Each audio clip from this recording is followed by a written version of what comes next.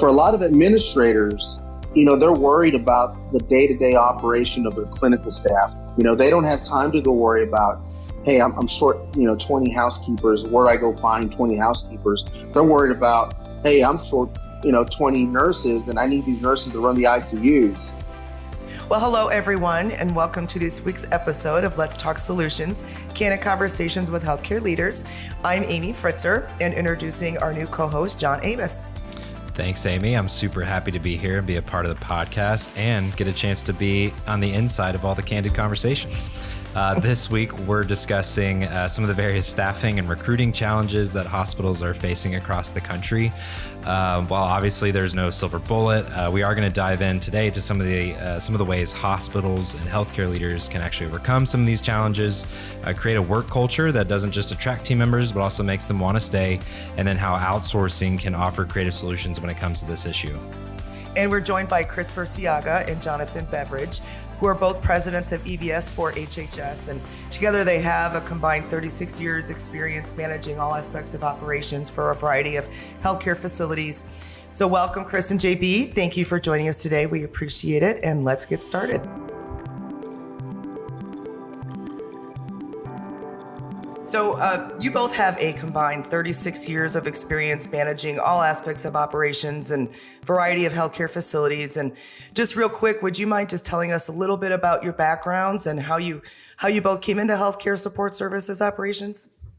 Yeah, absolutely.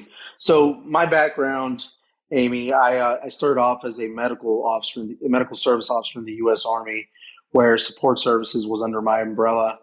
And then over the course of 13 years, I got to manage healthcare operations from Iraq to combat ground operations to military treatment facilities, small clinics, and things like that. And then upon transition of the U.S. Army, I came into corporate healthcare, where I came in as a wound care director, managing a sector of wound care here in Northeast Texas. And then from there, my career took off into operations, hospital operations. I became a COO and then got to learn support services more in detail there. And then from that point, I had jumped, here to HHS, and that's what's brought me all to you all. So what about you, JB? For me, I actually worked my way through school as a restaurant manager and graduated college and kept my restaurant career for about another 6 months until I applied for HHS and started with HHS almost 16 years ago as an assistant director and have just progressively worked my way up since. So you guys obviously both have quite a bit of experience in healthcare and then in EVS and support services too. In terms of right now, we're going to be talking about like staffing and recruiting and the challenges that the industry is facing as a whole. But I'm curious what you guys kind of takes are on just what the challenges are kind of across the board, and then what you're seeing as ways to manage that as best you can out in the field, what you're kind of seeing that works, doesn't work, and kind of what your thoughts are on that. I think the biggest thing for us right now with recruitment and retention is it's different for every market. So what works in Nashville, Tennessee is not going to work in Houston. It's not going to work in Orlando, Florida. I would say the tools that we have, though, between recruiting resources, active recruiting with our leadership out on the community, and the tools we arm them with from a financial incentive standpoint with retention bonuses, recruitment bonuses, et cetera, help us to be able to identify candidates and get them in. And then again, the best recruitment strategy is retention. So. Yeah, absolutely. I agree with JB 100%. It's a tough market. What we see in the larger cities is where we see that fierce competition. We're competing with not just the healthcare industry, but hospitality, services, Amazon, delivery services like that. And for us, it's about being creative. Jonathan and I were part of this Southwest University rollout to help our team members with further education to be more competitive, like the Amazons, the HCAs, the hospital partners, where we lose employees to. But yeah, I think in our rural community hospitals where jobs are less available, where they're more scarce, we have a lot of success right now. I think our wages and the things in that market are holding us together. But then in cities like Atlanta, Nashville, Houston, the major Florida cities, we're in a big metro. That's where I think we see our challenges today. So to follow up on that, Chris, you had just said that, actually both of you mentioned that it is a major issue across all lines and services, right? So what are some of the things when you mentioned getting kind of creative, or, how do you go about creating a candidate pool? Yeah, absolutely. For my group, it's about creativity. You got to create a culture of awareness where people know it's positive. People know there's an incentive outside of just dollars to want to work there and stay there. That's been the big push that I think we've been working together as a group, is developing that culture, that one HHS culture that, we've been over the last year pushing and emphasizing. A lot of our employees come from word of mouth. Someone refers someone who refers someone who refers someone, and so on and so on.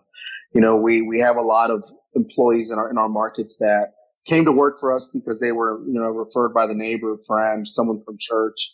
And when you develop that type of culture, that kind of esprit de corps where people want to come work for you, based on what they hear, from others in the community, that's how you build your pool. And I think that's how you build your pipeline. Because let's be frank, this world and this service line, people will go work for other people for $1, $2, $3 more an hour. But when you have a great culture and you have opportunities, you have education, you have an environment that's fun to work at, you're going to have better retention. Yeah, and to further that, Chris really hit the nail home about the culture and us driving that for existing business. When we develop new partnerships, when we don't have that culture quite yet established, there are other tools, social media blasts that we do. Again, we have recruiters that we could deploy that help assist in that, and then ensuring that we are actively recruiting in the community. So when I say that, just as an example, when I'm out at a restaurant eating, as I travel, I'm leaving my business card behind for folks, even running into hotel housekeepers in the hallways when I'm checking out, handing them business cards. And then the expectation is that our managers are doing the same in their communities, going to churches, and again, community outreach programs, et cetera. Yeah, no, that makes a lot of sense. I was actually gonna ask about that active recruiting approach. So I'm glad you touched on that, because I think that's a huge part of, and I've heard you talk about it, JB. I've heard Bobby, our CEO, talk about just recruiting as kind of an effort for all of us across the company. That it's on us to take part in that and to be active with that. And I think that's a huge part of it. As far as if you're talking to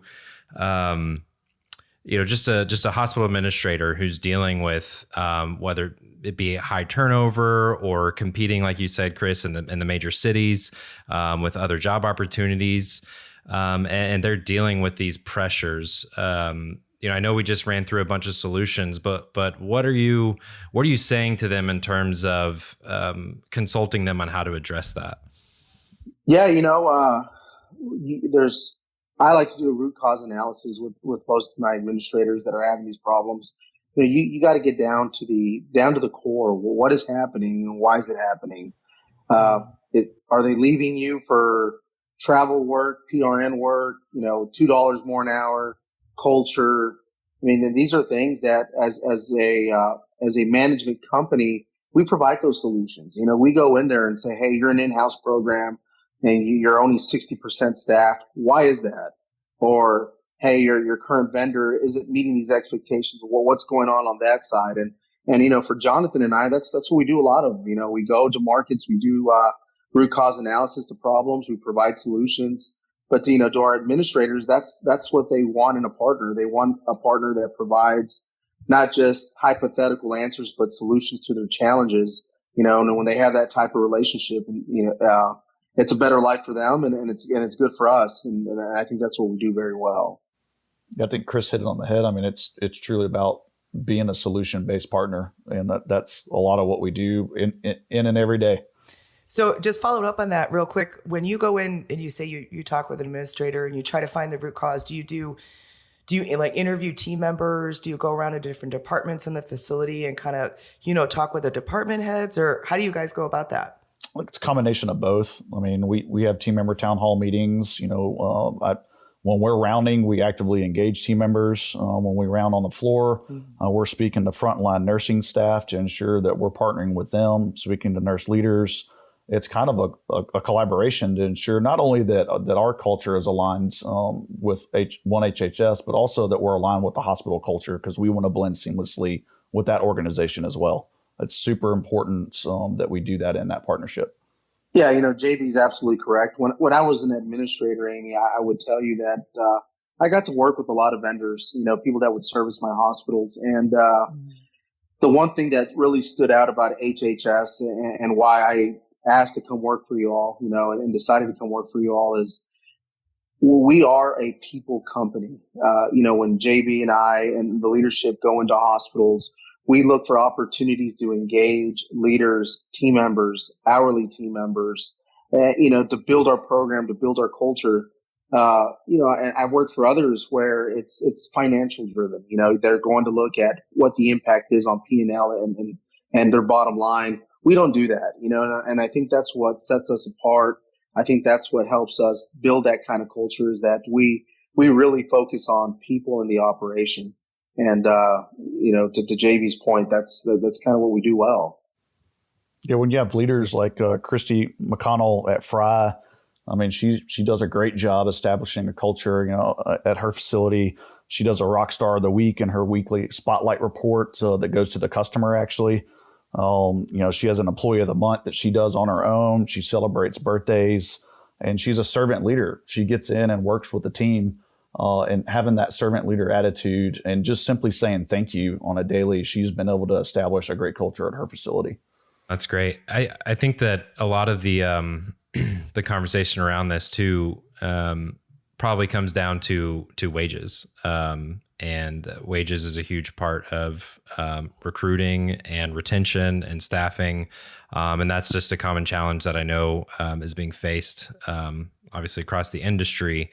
If you're in a situation or there's an administrator in a situation where wage rates, their wage rates are maybe below market average, and there's an inability to meet that for whatever reason, what are ways that an administrator or hospital can address that issue and still find ways to, either get creative and fund those dollars or lean into some of the other things you guys have talked about? I'll let JB take that one, because he's done quite a bit of that. I've got about 400,000 of those. Yeah. So, with wages, you can't hide from wages. I referenced that it's not always one silver bullet, but we do market wage analysis. We provide those in a beautiful layout that force ranks where we stand amongst our competition in the market for that specific hospital or partnership. And the conversation does have to be tackled. We do provide a significant amount of data to back that up. Once we provided the wage analysis to them, we come to the table with solutions. And that, again, it doesn't have to be us asking our partner for money. It can be cost neutral or a portion of funding from them, and a cost neutral approach through finding efficiencies within the job that might be there, or offsetting things. Maybe we bring another solution to the table, like linen utilization management, that picks up finances for them, and then we use those dollars to help fund wage increases. Again, being solution based and thinking outside the box. Yeah, that's a good point, and it kind of leads into what we've been talking about, is like you said, like you both had mentioned, about being a people-based company, a solutions-based company, kind of could be, shows benefits of having a strong partner that a facility could utilize, right? Or outsourcing, for example, because we are able to find that, right? We can able to get creative, find ways to help offset costs, or, maybe spread an FTE here or there, or things like that. And Chris, you were a former CEO and administrator. So when you looked at, exploring an outsource model versus doing in-house, for example, what are in some ways that an outsource model could help? Would it just be as simple as offering more solutions, or is there more to it than just that? Oh, there's a lot more to it. There's a lot of liability in healthcare administration, the operation of running a hospital. And, when I went through my MBA program or my MH, my master's in healthcare management, you're not taught the liabilities of support services. the objective of a lot of these curriculums that are out there is to teach you the business piece, the legal piece, and a lot of those and a lot of those things that go into running a hospital. I think I might have covered maybe 2-3 weeks in my couple of years of studies at the postgraduate level in support services. So for a lot of administrators, they're worried about the day-to-day operation of their clinical staff, the actual patient care of patients, physicians, making sure they have nursing, making sure they have ancillary support to help with, running the OR, running imaging. And these are the big challenges CEOs, COs, CNOs, they face on a daily basis. If you can outsource the liability of, support services, that's one less thing you worry about. That's one less thing on your mind. Because quite frankly, we do a lot as an organization to prepare a hospital for CMS inspections, Joint Commission, just monthly education for all team members, leadership. That all takes resources. That all takes money. That all takes time. And those senior C-suite folks, they're worried about taking care of people and having the resources, the clinical resources to take care of people. So, when you can sell that liability and take on a company like us, that's going to keep you aligned, keep you in compliance. I mean, that's sometimes the best option. They don't have time to go worry about, hey, I'm short, 20 housekeepers. Where do I go find 20 housekeepers? They're worried about, hey, I'm short, 20 nurses and I need these nurses to run the ICUs. Where do I find these clinical licensed professionals? And that's what they're dealing with. And when they have companies like us, we're helping balancing out the house so that they don't have to worry about that. Mm-hmm. So when you say liabilities, you're talking about the added stress. The added stress, the management of the building. There's a lot that goes into a hospital. There's a lot of square footage in there that needs to be addressed. And, that liability of making sure some company's doing that for you, not just the day-to-day operation, the cleaning, but also keeping you in compliance. If you're not in compliance, you get fined. So there's that liability of that too. So, it's an overall, overall when you outsource, you reduce that stress, you reduce that, that impact that allows you the time to go focus on other things.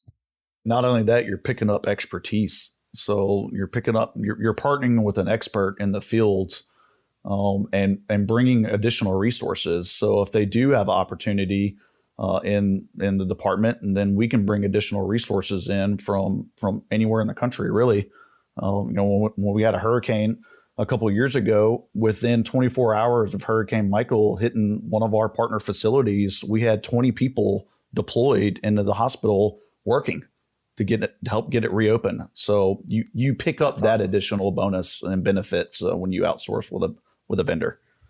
It seems also like, I think the framing of the solutions outsourcing brings is important, because as it relates to staffing and recruiting for hourly positions, especially in EVS, I think it's clear that there's no silver bullet. There's nothing that you're going to be able to flip a switch. If you do this, you'll never have this problem again. It's a constant challenge that you're having to manage and overcome. And outsourcing isn't something that operates as that silver bullet, but it brings in someone as a partner to help manage that for you. Like you said, Chris, take that off your plate. Am I right in thinking about it that way?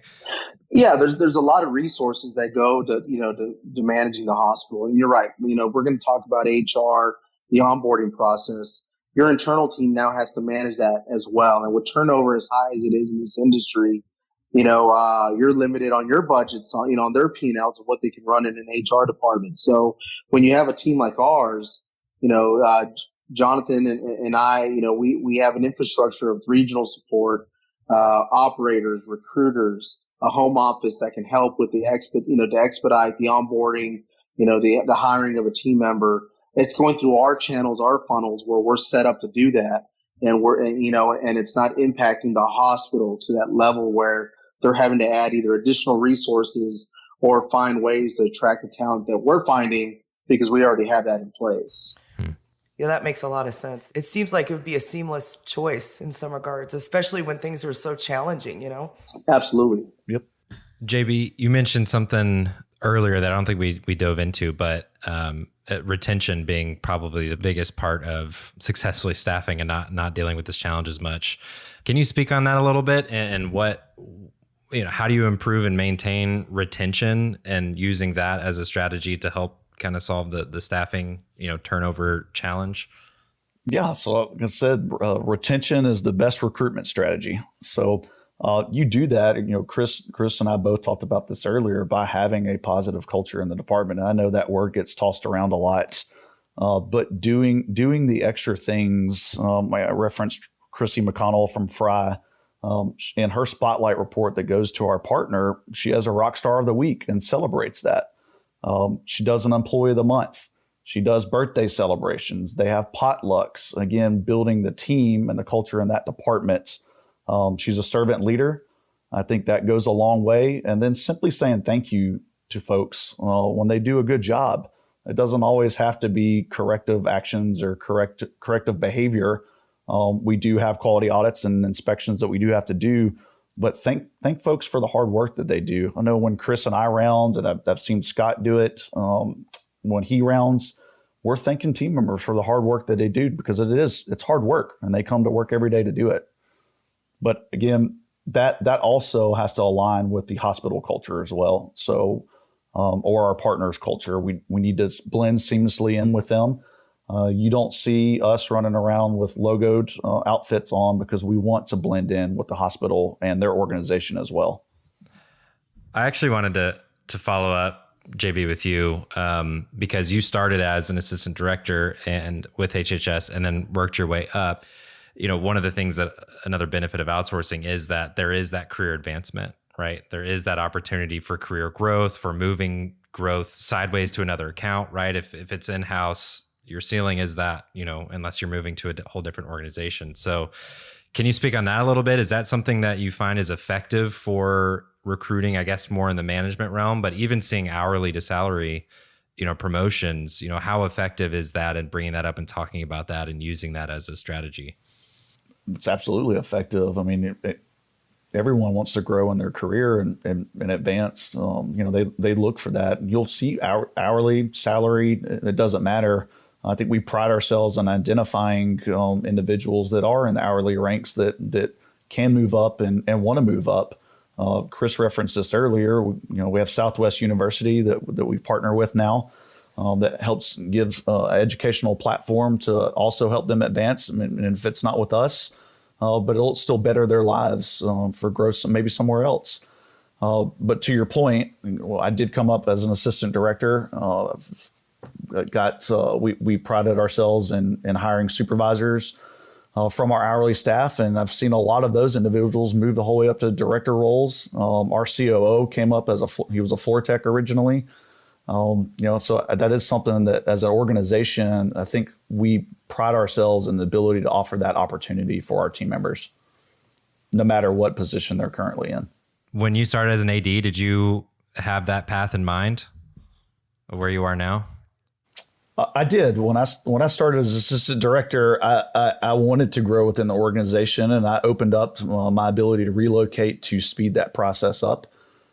So I moved into a director role within about a year, and then I progressed from a small job site to larger job sites, and then eventually into a regional role. But it was always my goal to advance within the organization, and hopefully I'll retire from here. Awesome. John, here's the thing that we talk to a lot of our junior leaders about. Man, the way our company grows on a year-to-year basis. And this is the place to be. I mean, you are going to grow and you're going to continue to build up, but you got to be flexible and you got to be willing to do it.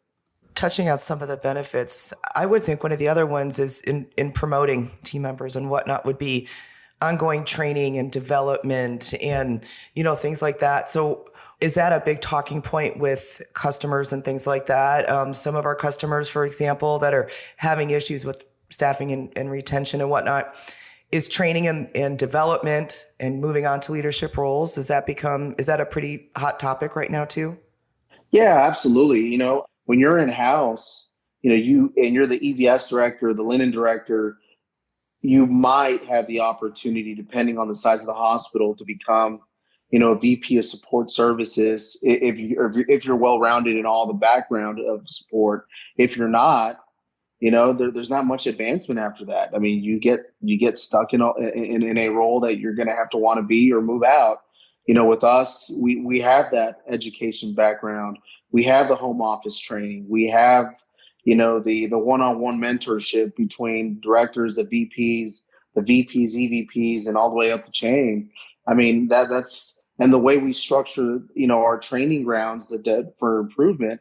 I mean, you don't find that in-house. And for folks that are support service driven, or that's, the career field they're going to stay with, this working for a company like ours is the sweet spot. I mean, that's where you want to be if you want to continue to grow and move into an executive rank, down the line and be able to manage big picture. We have that infrastructure while some in-house programs don't. I always thought one of the coolest things that our company does is our chatter for all the other EVS directors and VPs, the chatter that we do on Salesforce. I always thought that is so neat. And it seems, I mean, I'm on there all the time, obviously, and I just love to see how so many of the directors will ask questions. Say somebody in Georgia will post a question, and next thing you know, there's a couple answers from directors from all over the country. Just adds another resource for them, right? Another help, which if you're in-house, you don't have that. You don't have that. No, right. Not at all. Exactly. Or they celebrate milestones and victories at each of their facilities, like JB, you were mentioning the employee of the month or birthdays or things like that. I mean, I think it's neat when it's not recognized just only in the facility, but when you have the network of other facilities all over, you can share it across everybody, company wide. I think that's a huge benefit too. It's funny you mentioned that, because I think I get tagged almost weekly on a post from a director or an assistant director celebrating something, whether it's, injury-free days and hitting a milestone with that, or a team birthday. I got a lot of them for housekeeping week. And I do my best to go in and comment and thank the team for what they're doing each and every time. But about every week I get tagged in something. I see you tagged a lot too, Chris. Yeah, Amy, I'll tell you, to what you just said a few minutes ago, when I had it in-house and my EVS director had no solution, I would go upstairs and pull out my phone book and say, hey, I remember this guy at, HHS, and call him, hey man, I have a problem. Can you help me? Try to walk me through a solution. And when you're in-house, you don't have that.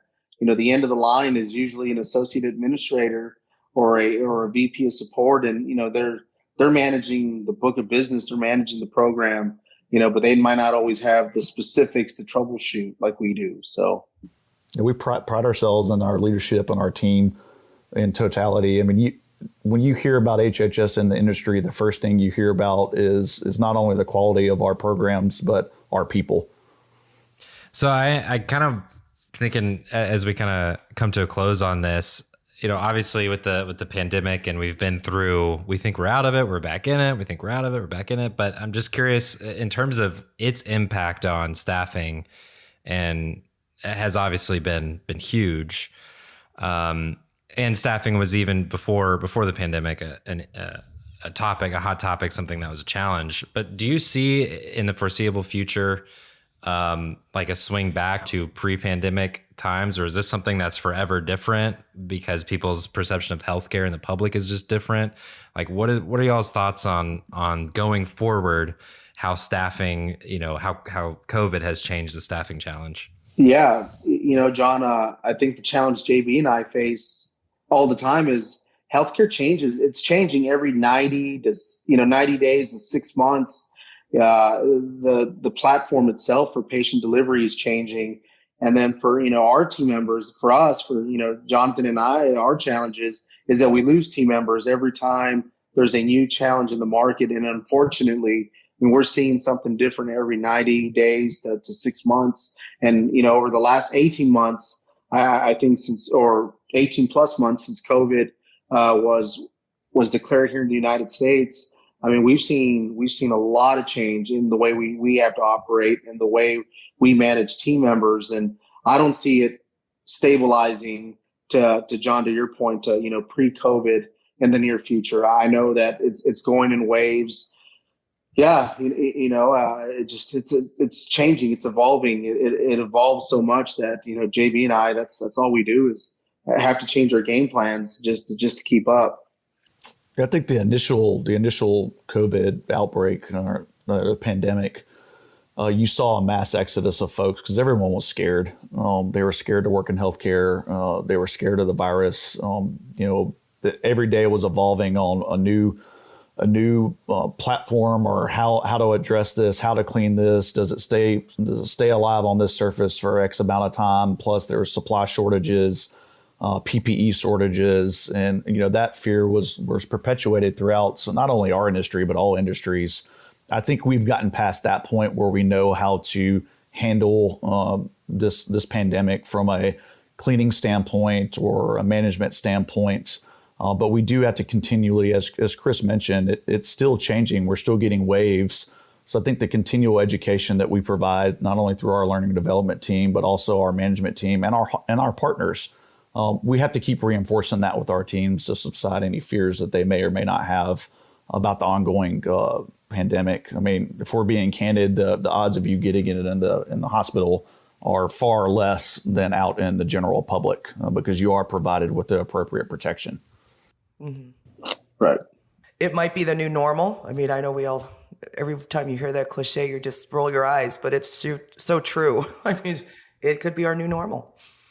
Amy, I'll tell you, I spent a lot of time overseas while in the U.S. Army, and the stressors I think that I had as a leader last year and to this year, dealing with COVID and the unknowns of what this thing was doing, to people, to our hospital systems, to our employees.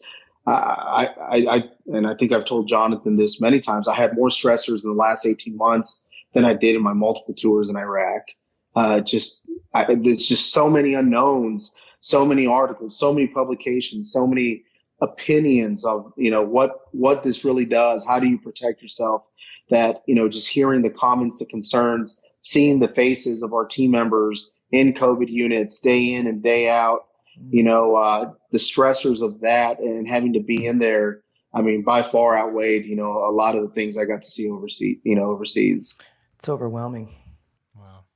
Do you find that also, I talked to some directors and a lot of them, I mean, just as with any service job, they'll tell you, you're having your own personal why is so important to having longevity in this career. And has there been any, to flip it on its head, any positive in terms of there's more meaning, there's more purpose behind what we do? Like, I know there's obviously been the more challenges and fear, which has led to, like you mentioned, Jonathan, like an exodus, but in terms of people maybe rallying around and finding more purpose, has that been something that's been experienced at all? I would say yes. I mean, part of what we do is instill the why in our team. I mean, ultimately, it doesn't matter who you are in that hospital. You're there for that one person that's laying in the bed. That's our sole purpose. It doesn't matter if you're a food service worker, if you're a trash tech, if you're a manager, if you're the CEO of the hospital. Your purpose is to ensure that patient is taken care of and they make it home safely. So yeah, we do instill the why in everyone. I think COVID probably would reinforce that with folks that did stay actually. And I can think of a team member at Capital Regional. She was the first one to volunteer to go clean the COVID rooms, and she set the standard and the example for the rest of the team as the population surged to well above 50% of the hospital. So you have those team members that demonstrate the why and the purpose, and that feeds and gets the other team on board as well. So it is infectious. Yeah. I would even say, even as leaders, when COVID first happens, we were doing our best to get out into the hospitals ourselves, to be there with our teams. As an executive leader with our organization, it was never our expectation that we stayed at home and managed from the house. We all got out in the hospitals to ensure that our teams were being seen, they were feeling supported, and our partners were feeling supported. That's a great point. JB, you had mentioned that about wanting to make sure the teams feel supported and whatnot. And I just want to backtrack a little bit, but when you're talking about the culture and how important that is and instilling support in the teams and the cohesiveness of a team and all that, how does a leader, say an EVS director or, food service director, whichever service line it is, how do they go about making a housekeeper, which is not the most glamorous, but an extremely important role, make them feel included and such a big part of our operations of the program? Yeah, I'll tell you, by acknowledging, when Jonathan and I round in hospitals, our EVPs, our VP Scott, Bobby, when they round in hospitals, they acknowledge the team member. It's not a, hey, how are you doing? It's, you address the team member by their first name, you pump fist, and then you ask them about, what they're doing, how they're impacting patient care. And then, what our boss, Scott, likes to do is he'll ask nurses in the area, do you know your housekeeper? And when they turn around and say, hey, yeah, I know Maria really well. She's here. She's part of our team. She goes to huddles. Then that solidifies that, the people we have fighting the front lines are tied to their units, are tied to their nurses. And when you hear stuff like that, that's when you know that they're being included. But then when we go and we do those rounds and we acknowledge them, we praise them, we chat with them. It makes them feel special. It makes them feel part of our company, our team. Mm-hmm. It's when you have the COO or the CEO of HHS overall, thanking them for their service personally by their first name. I think it's very impactful in the way we do business. Yeah, for me, we're a family-owned organization, and I've always treated my team as part of my family. When I was an assistant director, when I was a director, I have several ADs that are now directors, they're assistant directors for me when I was a director, and they've carried that message down to their teams now. So just being a part of a family, again, being run as a family-owned organization, I think goes a long way, demonstrating that culture inclusivity for everyone. I think that goes a long way, and people feel it when you're genuine. People will quickly understand if you're being disingenuous, and they will read that very quickly. Yep, I would agree. Well, we've really appreciated having you, Jonathan, you, Chris, on, and you guys. Just leadership at our company has been outstanding, and it's been awesome to get your guys' insight just on what's going out in the field, just the challenges different people are experiencing, and how you guys are working to address that and overcome it as best you can. So we appreciate your time and everything you're doing. Absolutely. Thanks for having us. Thank you. Well, that was awesome. It was really good to have JB and Chris both on, and it was just really good to get a lot of their insight. I'm curious, Amy, what kind of your thoughts were? What was your favorite kind of takeaway?